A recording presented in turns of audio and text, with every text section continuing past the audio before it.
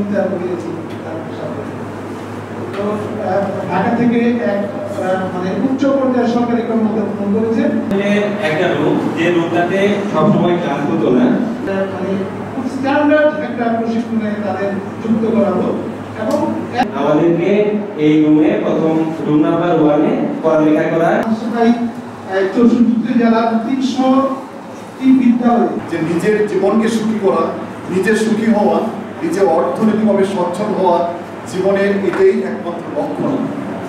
যদি আমি অন্য মানুষকে কষ্ট না দিই, আমি আমার জীবনকে সুন্দর করার পাশাপাশি আমার আশেপাশের মানুষ যারা রয়েছে, আমার আপনজন, আত্মীয় স্বজন, স্বজন যারা রয়েছে, আমার সমাজের রাষ্ট্রের মানুষ যারা রয়েছে, আমি যদি আমার কার্যক্রমের মধ্য দিয়ে আমি অন্য মানুষকে উপকার করতে পারি, অন্য মানুষকেও যদি আমি সুখী করতে পারি, অন্য মানুষের মুখেও যদি হাসি ফোটাতে পারি, সেটি মনে হয় সার্থক হবে।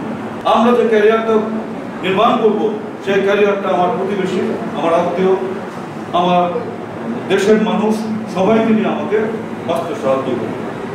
আমার ধারণা যে ক্যারিয়ারের যে মূল প্রতিপাদ্য সেটি হওয়া উচিত যে আমরা আমার একটি ক্যারিয়ার যাপন করব, নিজের ক্যারিয়ারের প্রতি দায়িত্বশীলতা কিন্তু নির্দেশ দেবে।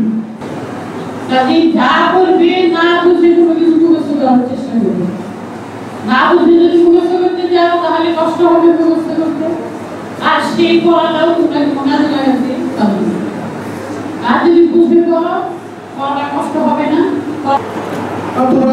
সংগ্রামের মধ্যে আছে, সংগ্রাম করে যদি ব্যর্থ হও তখন তাকে বলা যায় এখন কোনো লাইন আছে। তো স্যার কিছু স্বপ্ন পূরণ করার দায়িত্ব আমি নিজেও নিয়েছি, যদিও এখনো পারিনি, তবে চেষ্টা করে যাবো স্যার স্বপ্নগুলো পূরণ করার জন্য। আর আমাদের আসলে পড়াশোনা কিন্তু কোনো বিকল্প নেই। স্যার প্রতিশ্রুতি দিয়েছেন ক্যারিয়ার কাগজের সমস্যাগুলো রয়েছে সেগুলো সমাধান করে দিবেন। সেই শহীদদের প্রতি শ্রদ্ধা জ্ঞাপন করছি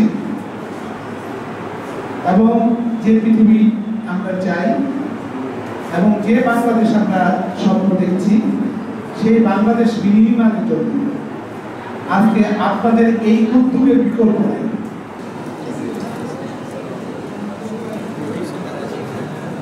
আমাদের সরকার